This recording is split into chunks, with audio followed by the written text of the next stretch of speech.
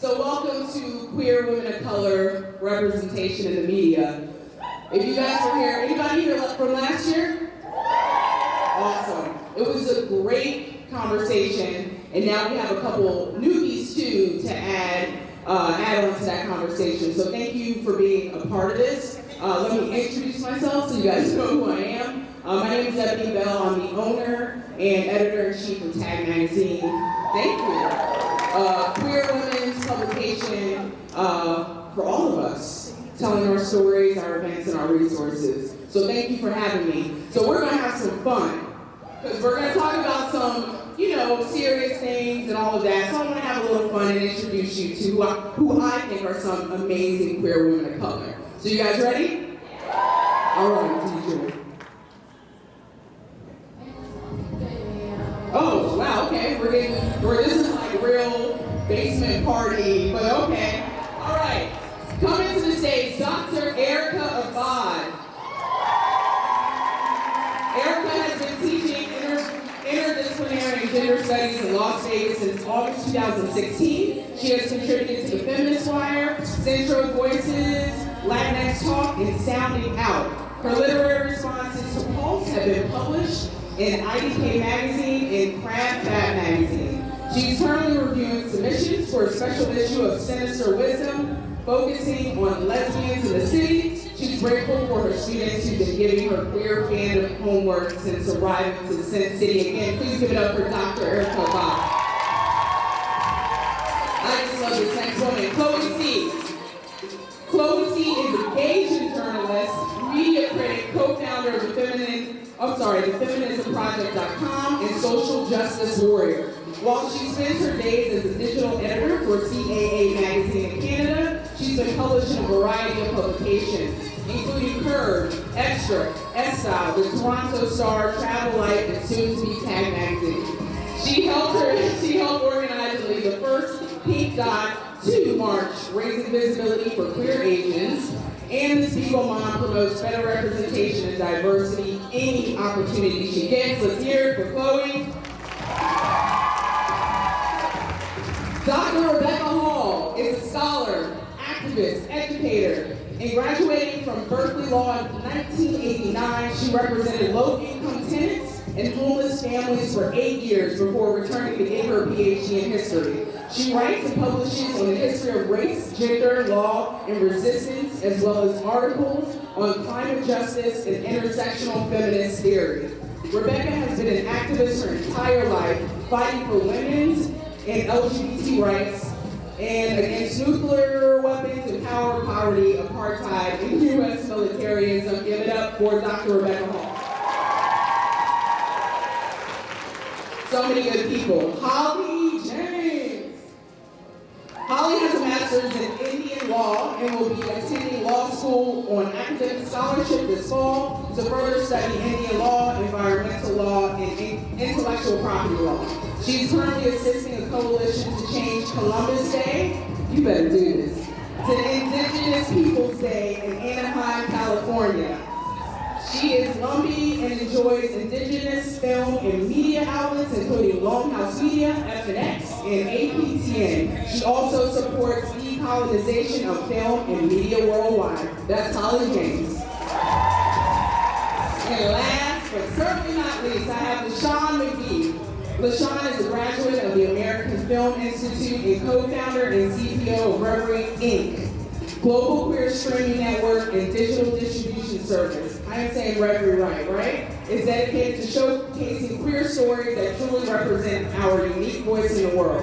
LaShawn's experience also includes work in film, television, and documentary projects in both editor and assistant editor capacities. Please welcome this amazing panel of queer women of color.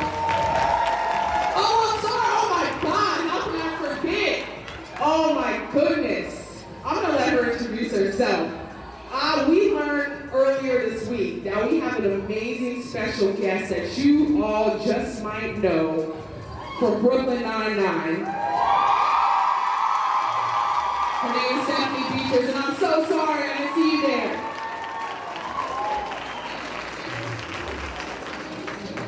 Okay, great. There you go. All right. So I'm gonna wind up asking a few specific questions, but these amazing ladies will jump in and we'll just have a great conversation, and I wanna leave some room for Q&A as well. I'm gonna actually start with Chloe. Oh dear. Yes. How do you think queer women of color are portrayed in white-centered shows? Can we be queer on screen without white people? Well, is this on? It is. Okay, so the thing is, most shows are white-centered that we see on screen today. And we talked about this if you were at the Asian representation panel, that often people of color, queer women of color, are used as plot devices. So the main white character could find themselves or evolve. It's a thing that happens a lot, and I think it's really important for showrunners and writers to start writing queer women of color as their own people. And who aren't just there to advance someone else's plotline, to help someone evolve. So something else we were talking about earlier was streaming platforms, digital platforms have been really receiving a lot of praise for their diversity. This has been the largest LGBT representation on screen that we've seen ever. And there's a lot of diversity for people of color on screen. However, queer people of color seem to be what's lacking now, with 77% of what you see on screen for, I think it's regulars and recurring characters being white folks, and then that leaves 23% for people of color, which includes everyone else. But so I think that's been, I think we're on the right track, and I think there's obviously an audience for this kind of representation on screen. So that's what I think we're portrayed like. What do you think of that? Does anyone else want to comment on that question? Or even, is there a solution or a better way to execute how we show up on these shows? I think Black Lightning is a good example.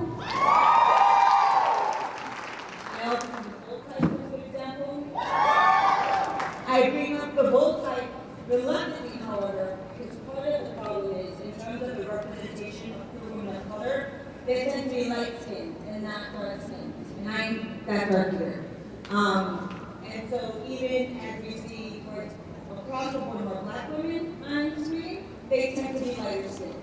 And so even if we have the 27% we were talking about, it's important to think about most of them are probably light skinned, which doesn't mean much to us.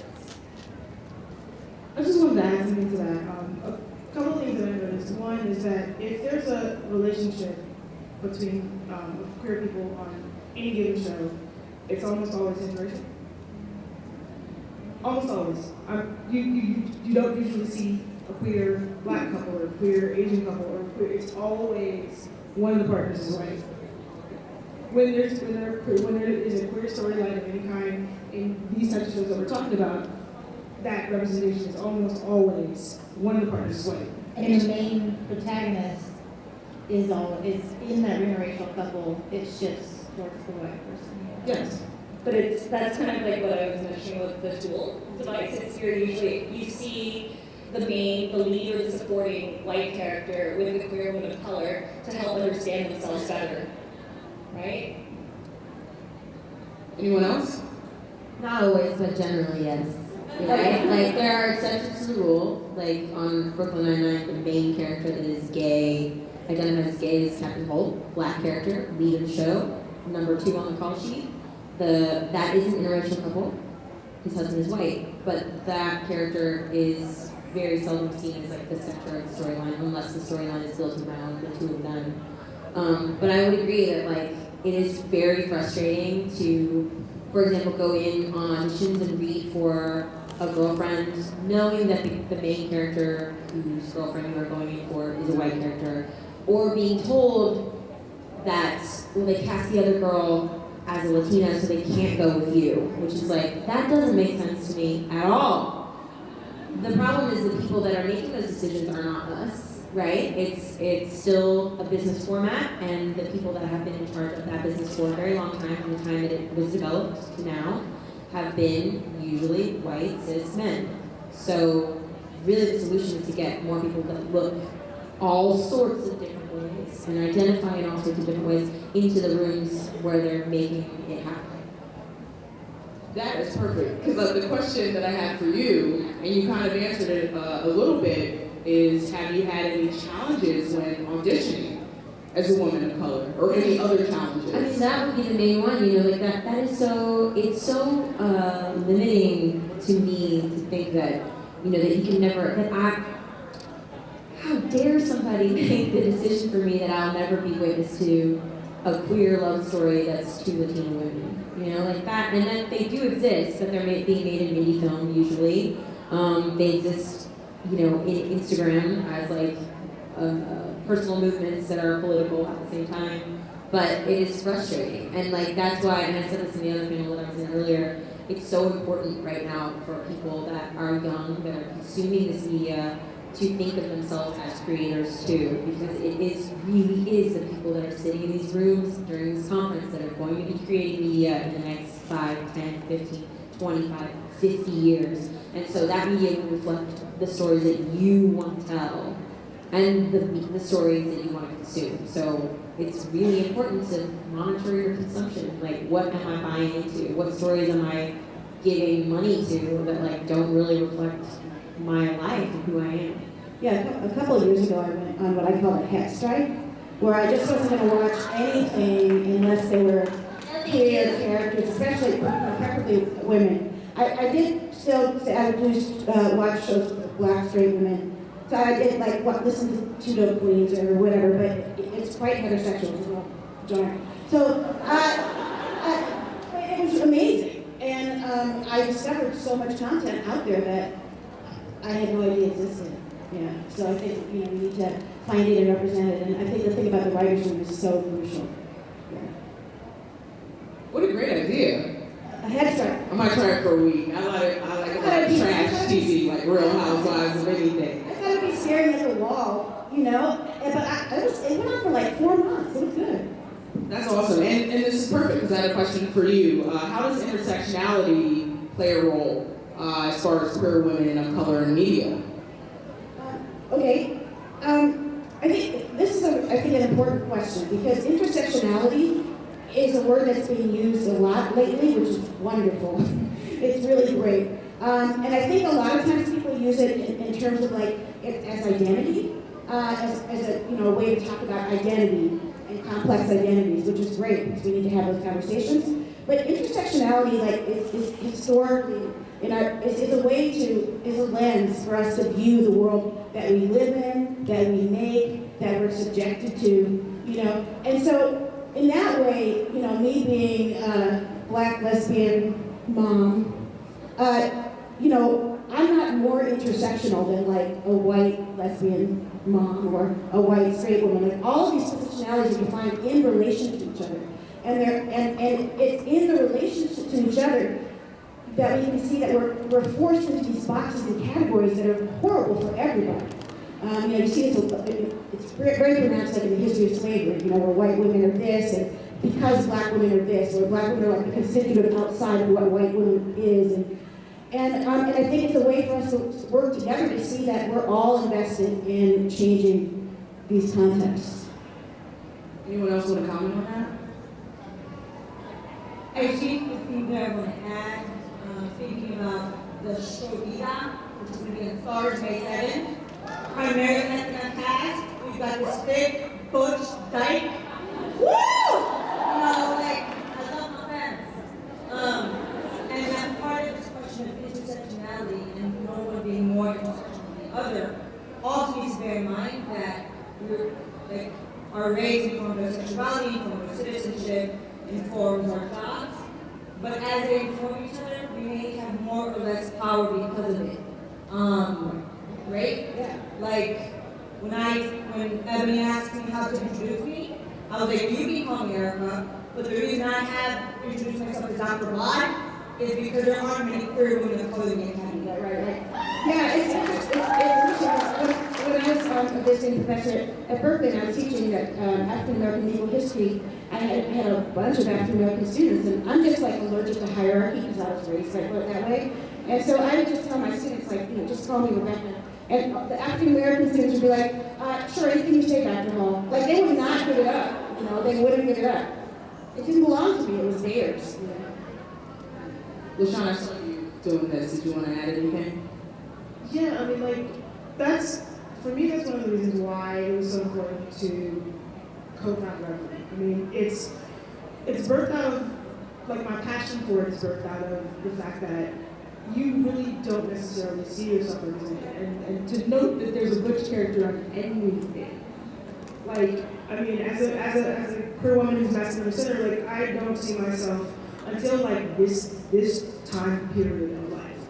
Like, I mean, with Being Away coming out and then, other people doing projects like that, I'm like, it's important to have voices that are a part of the complete diaspora as opposed to just, they'll do, they can do this, that's fine, it works. But that's not true. So yes, writers' rooms, yes, hire more people, yes, bring more people into the academy, but yes, also, fund startups like Reverie that are a global platform for queer voices and for queer people to produce queer content that actually speaks to who we are and where we are in the world. And speaking of intersectionality, Holly, I had a question for you because we spoke a little bit before this panel earlier this week, and you were telling me that there are a small amount of indigenous films in general. And you had some interesting facts just about this land too. Can you tell me a little bit more about that? Well, I'd like to preface my answer that this entire convention and what you're sitting on now and the bedroom where you'll be laying down tonight, that's located on unceded private land. This is all stolen land. So just when people walk through their everyday lives and remember that when their bare feet touch the ground, that right there is the most powerful form of intersectionality. You are recognizing something that I guarantee probably 90% of your teachers begrudgingly told you, if they told you at all. It is 2018, and I have watched what I thought was every, queer indigenous film out there. When I say indigenous, I'm not talking about the 567 plus federally recognized tribes in the United States. And I'm not talking about, the hundreds of First Nations tribes in Canada. I am talking about indigenous people everywhere. The indigenous people, that are found in Africa, indigenous peoples Australia, indigenous peoples Asia. The suppression of indigenous people is everywhere, particularly indigenous women. And so this hashtag I have below me is MMIW, Missing and Murdered Indigenous Women, Girls, and Two-Spirit People. So that said, I found 8 films, 8.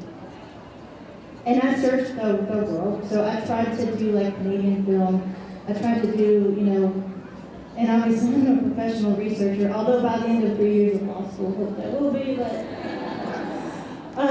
and I sat there a second and I was like, first of all, a lot of these are from, like one of them was from the 90s.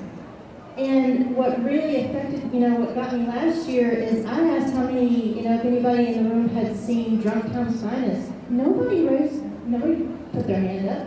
That film was directed by an indigenous trans woman. The cast was indigenous. It was filmed on indigenous land, or like on the reservation.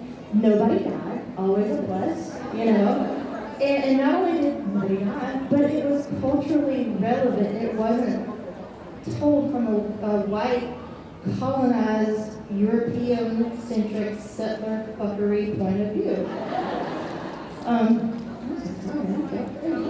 Go for it. So that to me is just, when everybody talks about, like you were just talking about having interracial couples. Okay, I just watched Fire Song.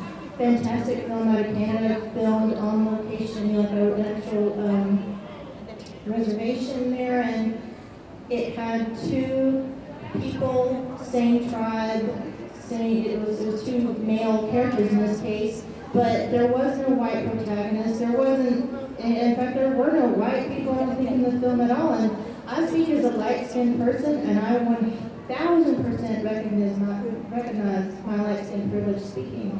But even for myself, it is nice to see, two indigenous characters on screen and just appreciate. If you ever looked at a picture of any of my family members, we go from 1 to 10 in the melanin content. Like, there is no one way to look native. So, the only thing I'll add is when many of you have come and, talk about, oh, I wrote this character and she's part native. First of all, you colonized her right away. She's part something. That's not, I don't speak like that. You are this and that, but part nothing. So you colonized her right away. And native, okay, what tribe? Because there are 567 plus of us, and I guarantee we're really that much alike in a lot of ways. There's tons state recognized tribes, so do your research because there's not a whole lot of us in the writing room, so we unfortunately do depend on each and every one of you in the vein of intersexuality to get our stories out there. But I feel like, and I don't speak for every Native person, but a lot of us want to share, and oh my gosh, we're fun. We don't have to be stoic all the time. But we really feed off of intersectionality, and so I appreciate every person that's out there trying to write a story and include us and just treat us as a normal, everyday Native. And just to be clear, just in case people want to write it down or take note, what was the first film you referenced again? Oh, Drunktown's Finest. Hey, there's only I might can remember them. Drunktown's Finest is fantastic. Fire Song. Striker is kind of a fun film out of Canada. It's a little campy. It's got like a butch lesbian lead, few trans gang members. It's sort of fun. Johnny Gray Eyes is a film from the early 90s, and it focuses on lesbian characters. Yeah, so there's a few. If people want to talk to Holly after and get more information, I think you're a great resource. So I want to jump in just a little. There is a panel tomorrow, I believe at noon, about allies representation in the media. I think you're also on it. We'll talk about it after. And some of you guys might know, but we heard about Jessica Chastain and Octavia Spencer, who acted together in Help. And this was news, I don't know, maybe about a month ago or so. And Jessica Chastain, who is white, Octavia Spencer is black, Jessica kind of stood up for her as far as pay disparity. And I thought, wow, what a great way for our allies to step up and say, hey, I realize as a black actress, you aren't getting paid as much as I am, even though you're just as talented. I want to know, and this can go to anyone, what's the best way for allies to step up for us, for queer women of color? Well, I would like to say there's something that I learned very recently, and that many people don't know. I didn't know this. I'm an actress. I've been working in the business for a while. But so there's a measuring system for every actor that you see on television and film. It's almost like a book. That's a measuring and grading system. And that rating system is based on a series of algorithms and research, but it tells you how much that actor is worth in a movie, how much money they will bring to your movie overseas.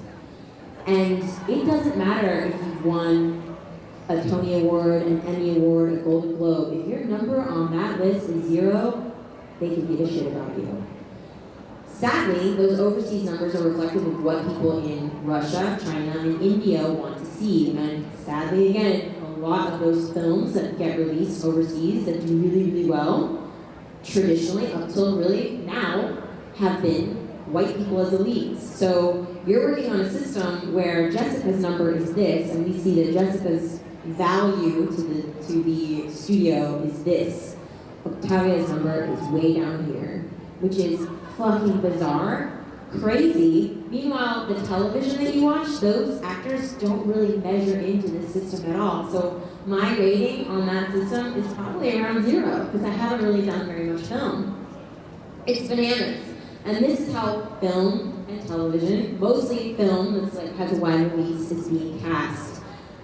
So that's why social media is so important. If you want to be an ally to the actors and people of color that you see that are actors that you like, or queer actors that you like, fucking talk about their work. Talk about their work, talk about their work, tag their work, spread the message of their work, talk about their movies that they're putting out, get that stuff, like get people buzzing in the community about it, because that will just spread and spread and spread. That's what you can do as somebody that like that just consumes media. That's what you can do as an ally.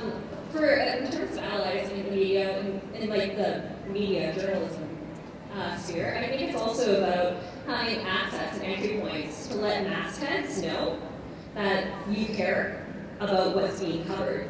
So like reach out to your favorite publications, ask the editors, like, could you cover more of this? Like, is there an angle? And if it's something that's timely or relevant or necessary, like in some way, it's getting the stories out there, because that's where the power is, right? In telling stories. Because the whole thing with, when we talk about this value system is very interesting to me. Fascinating. It's horrifying, but it's terrifying, because the first thing where my brain went to was around the world. We're here at ClexaCon, and we're celebrating queer women on screen. And for North America, that's a long way we've come here. But I know that in Asia, I'll just use Asia as an example because I know people there. But they've been so sucked into like colonialism garbage that they think that like when they see white people, they get really excited. Like they see them on screen, like that's what I want to see. Yeah. Like my uncle, he's white, and he was with my aunt, and honestly, people stopped taking photos of him in China. They're like, oh, you're like the movie star, because your eyes are so blue. And so I think that's a whole other problem. But that's how the number is created by the overseas talent. They can't be trusted. right. I mean, we're starting to change their minds. You know, you see the success of something like Coco, and then also Black Panther, both of those movies, right?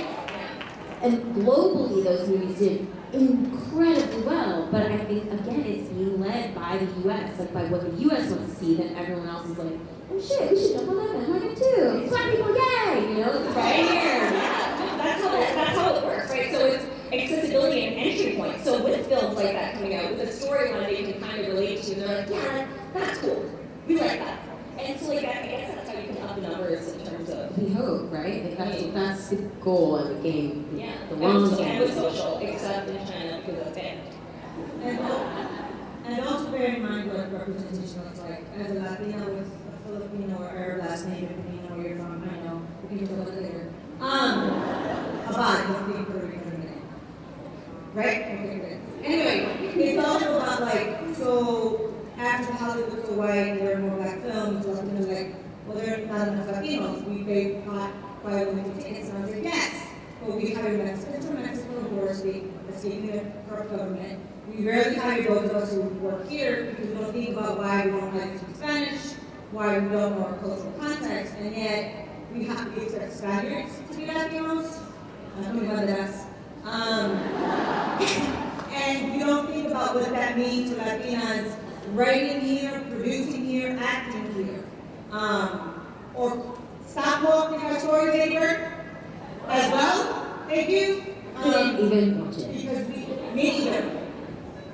Because our work matters. And if you think our work matters, if you want us to help you write your characters, if you want us to help you do your things, pay us. Because nobody else does. And we like insurance and television. You just actually touched on a little bit of something, so I want to follow up. And again, this can go for anyone, and then Holly, I think you want to jump in. A lot of times when we talk about diversity or people of color, it's always, majority of the time, I shouldn't say always, majority of the times we think black and white. Why do you think that is? It's easy to understand. It's easy to throw you're this and you're this. I think, speaking as a historian, I think in the United States, the fundamental facts are, this country was built on stolen land with stolen hands, and the system of race is a social construct. That doesn't mean it's not real. I mean, money's a social construct too. If you're not interested, I'm happy to take yours. But it has no basis in any kind of real objective reality. And, you know, the concept of whiteness didn't even exist 400 years ago. And so, you know, the United States is a very racialized society. If you try, like when I travel to other countries, they're just like, what? And it has a lot to do with creating race in the context of slavery. And so that becomes a very black and white, a very literally black and white discussion. It's also the fact that like when our children are taught American history, they're not taught all of American history. So, I mean, where in history did we study Asian American heroes? Where in history did we study, I mean, outside the state of province, where did we study any sort of Hispanic heroes? We don't. And so, for whatever reason, and probably slavery being the primary reason, is African Americans have been able to at least try to be part of the teaching conversation to some degree. Try to kill us. Not that they're trying to kill us, but I mean, even killing us is more than they're doing for everyone else. I don't mean that in a negative, but like basically, like history is told from one American perspective that doesn't include most of the rest of the colors of America, and that's a lot of the reasons why we're not getting inclusivity. Can I just respond to that too? Please, Because, go ahead. yeah, I mean, I think that one of the things that's I think it's important to avoid in discussions of intersectionality is, you know, what we call like the oppression Olympics, like, you know, like I'm oppressed more than you because of this, and you're oppressed less than me. It's all different, and I feel like it all works together. You know, people aren't taught African American history either, you know, and people are starving for it. Not just black people. I mean, people want to know, you know, it shapes so much of American history. You know, that's why I have my PhD in American history, not African American history. And I think the other thing that I think is important is, you know, a lot of us, you know, I speak for myself, are in so much pain because of the lack of representation and the constant sort of grinding of the system against us. And we try to, I'm going to use I statements. There's a concept in feminist, in black feminist theory where they talk about don't confuse the coalition for your home, right? Your home is where you're safe. The coalition is where you need to go and work with people, but that's not your home. So if you're gonna, you know, so yes, you'll be upset and things will be difficult and there'll be conflict, but just remember, that's part of what it is to be in a coalition, but you have your home, right? But then Audre Lorde, and I wanted to say this because we're in the Audre Lorde room, added to this, but as a black lesbian mother, oh weird, we have so much time to wait. As a black, we don't have a home. We are the house of difference. And so we occupy difference. And that is very difficult in so many ways, but it gives us such a lens and so much power and so much empathy. And I think it's just crucial in our understanding of these issues. Yeah, I get that. And I know, Molly, you wanted to jump in. I want to make sure. So, my friend Selena Bear here is on my panel on Sunday discussing Indigenous queer representation, and she said something that just really made me stop in my tracks at the table, and I kind of thought about it before, but she put it in words for me. She said, I don't even know if I can speak to queer Indigenous representation in media when we don't even have hetero, normative Indigenous representation. And I totally agree with what you said about it's not the Olympics, but Straight up representation happened first before. I think we are just, as a Native person, I'm just so hungry. Like, it's sad when I go to Canada, I like to get an extra day so I can hang out in the hotel room and watch APTN where they show reruns from children's programming where they're teaching Indigenous language through ABCs. That is the level of desperation that I will go get Tim Hortons, kick it in bed, and watch APTN reruns, or when Blackstone came out. I want to just fall to my feet and praise the Lord. I think that's the level of desperation I'm at. So when I see any person of color represented, I'm beyond happy. And if I find out that there's any sort of inkling that that they are looking to add Indigenous context, even if they're not, even if they're talking about it, I'm like, then Yeah. one day we'll get past that, but I just wanted to shout out something on that, so I've been thinking about that. It's a good point. I want to try to get in a couple, and I'll go ahead and direct this towards you and then say whatever you want to too. Chloe. I want to try to get in a couple more questions because I want to make sure we do some Q&A out there as well. So we've seen Lena Waithe in that interview on his Vogue, and that was just everything. And personally, to see a black, masculine, and center woman that is dark skinned, that was everything. Where do you see the future of queer women of color in the media? And I mean all media platforms. And Stephanie, this might be a question for you too. I think it's really bright. I mean, it was Vanity Fair actually. It was the cover. Yeah, I'm it was sorry. the cover of Vanity Feel free to Fair. be like, yo, you're wrong. Also, it's on newsstands now, so you should buy it. Buy it. Buy multiple copies. Give them to your friends. Buy. Again, the consumption of the media is what keeps the media going. The quality of the media is completely in correlation to the media that you are consuming now. So your choices are being monitored. Sorry. You know what you're watching. You know where you're spending your money. And I think that's it, right? Like they know what you're watching. They know how many people tuned into that episode that she wrote. They know. They know how big of a wave that made on social media. They paid attention. And then she got the Emmy, and then they really paid attention. And so she's not going away. And she has said many times in many interviews, but particularly in that Vanity Fair one, that it is her responsibility to continue to keep the door open for more people like her to come flowing through that door. Because now she's in the room, so she can open the door. You have to get in the room first. And she got in the room, and the way she got in the room was because of Aziz. And, you know, Aziz is problematic or not, but Aziz helped her get into the room. That is another person of color that helped somebody else get into the room. I think the future for representation in the media for women of color, queer women of color particularly, is very bright. But I think it is going to be. I mean, I'm 37, and I think when I die, and hopefully I die very old, I think it will still feel like a battle.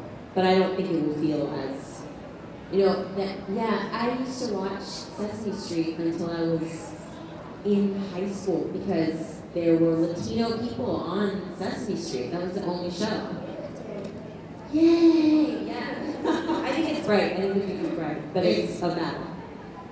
Chloe? I'm going to piggyback off what she said, and that's absolutely true. They pay attention to metrics and analytics, and they track everything. Marketers are crazy people, and they love to do that. And that's how they gauge what's worth investing in. So every time you purchase a magazine, every time you tune into a show, every time you watch a YouTube video, those views, that money, you're investing in politics, basically. And what I was going to say, just going back to kind of what we were talking about earlier, too, which kind of fits into this future, is right.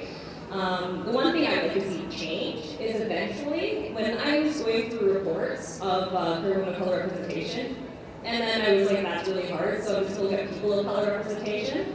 So the studies going back from like, there are plenty of years too, 2013, 2016, 2017, up to most recently is, and it's kind of to your conversation earlier, is 70% white usually. That's what it's been around, the number. 30% black, or 25%, and then there'd be a 5% of other, which would be Latina. Yeah, other. So Asian, Polynesian, so an Asian, by Asian I mean yellow Asian and brown Asian, and Filipino, everyone else falls into other, and that's like a 5% representation, right? But I do agree that the future is bright, and I do think that there is more of a demand for it, and I think that audiences are kind of taking on more accountability and responsibility for what they're seeing on screen. And by logging on to social and sharing exactly what you think and how you feel and hashtagging representation, I do think that it is leading us into a way better direction. So I'm going to come out here because I want to make sure that a few of you are able to ask questions. Does anybody have a question? Oh, you guys made this walk very easy for me. Thank you.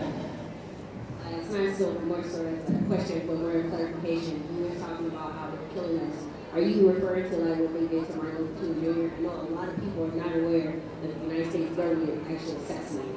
So is that what you're referring to, how the government assassinated? I was specifically referring to police killing black people, killing black trans women, trans women of color. That's state violence. Those are the police, you know? And so that's specifically what I was referring to. Well, it was actually very towards you. I forgot your name. Yes, LaShawn. Yeah, my fault. My apologies. I forgot your name. But I know I couldn't remember the comment.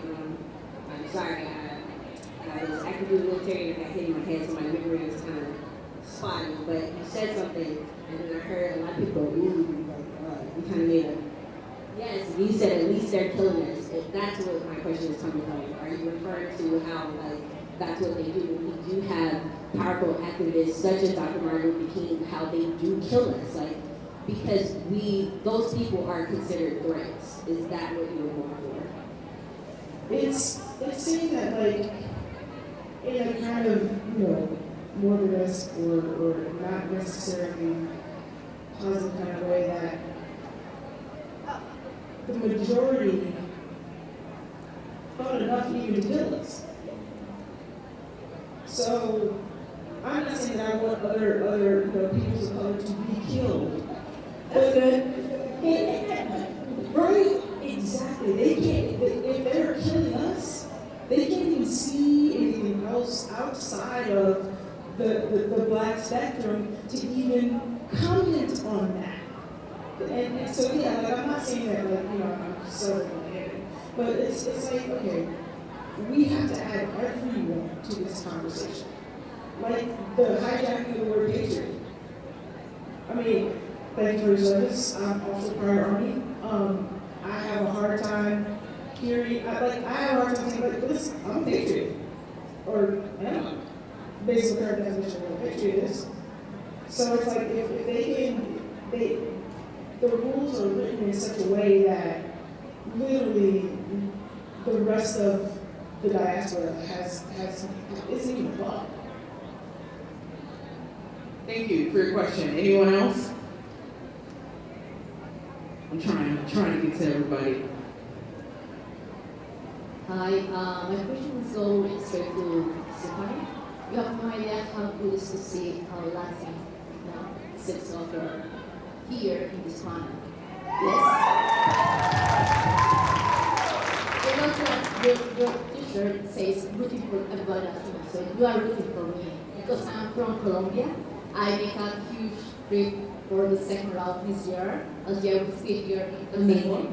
And I just wanted to know if you are keeping track about how the entertainment in Latin America is going about queer characters. I asked you that because I was wondering how to see the whole thing in Latin America, because in the panel you were before, you touched a special subject about being from a religious family and how hard it is to coming out in Latin America. So I was wondering do you think Latin America is waiting for USA to start giving us queer content to copy them, or maybe we will be able to break the rule and make our own content about queer Latins? I think both. I think the sort of the best people to tell a Latin American story, a queer Latin American story, I think are Latin Americans. I mean, I think that there are some places in Latin America that are particularly struggling with people being any kind of anything other than straight. Brazil, like there are places where you're just not. That's not what we do, and nope. Like your whole life, your whole existence, all of us in this room, we are non-existent. We don't matter. So I think those stories are going to be specific from those areas, and they should be told by people that have been witnessed or lived them. I think that's the best way that we're going to get the truest, most beautiful, most moving story. But I think that those stories are going to come following what the U.S. does, because again, I think most of the world consumes U.S.-led media, Hollywood is the center of media that we consume, I think, most of the time. Not always, but the waves that are created there are often like, what's the word? Photocopy, you know? Yeah, that's sort of like my short answer for it, but I think that you have a lot to say about that. Dr. Ron. Okay.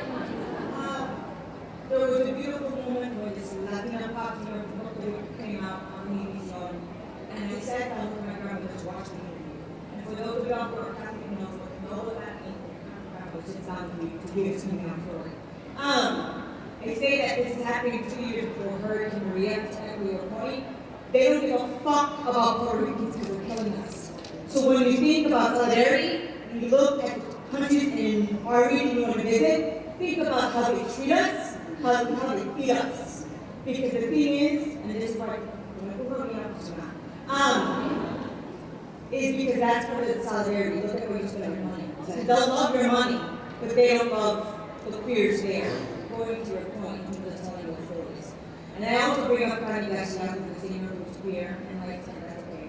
Because she's one of two queer, like, Puerto Rican musicians that are out, and that have relatively positive reception. There are probably more.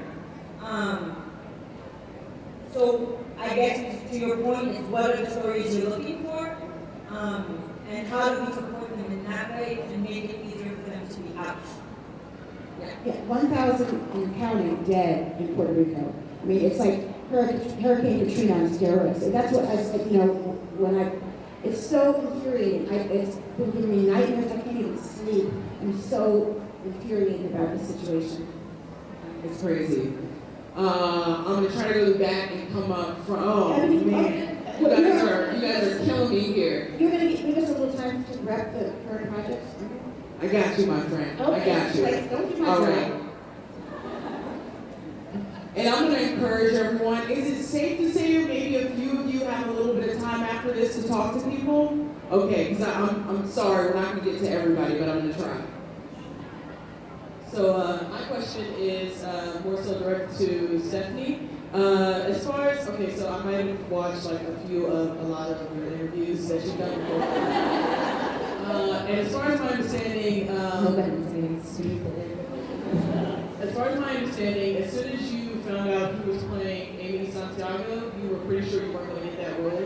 Yeah. Because they don't typically put more than one Latino in a show. Yeah. And then they turned Megan into Rosa. That's right. And then season 4 is when, I forgot which season, but in the 5. Yeah. That's when, your character comes out as bi, so you basically created a queer women of color role, even though... Actually incredible allies along the way, but yeah, it kind of came to be that. So, thank you, first of all. Second of all, what was it about your, journey or your process? Like, was it the casting crew that helped you along in that regards?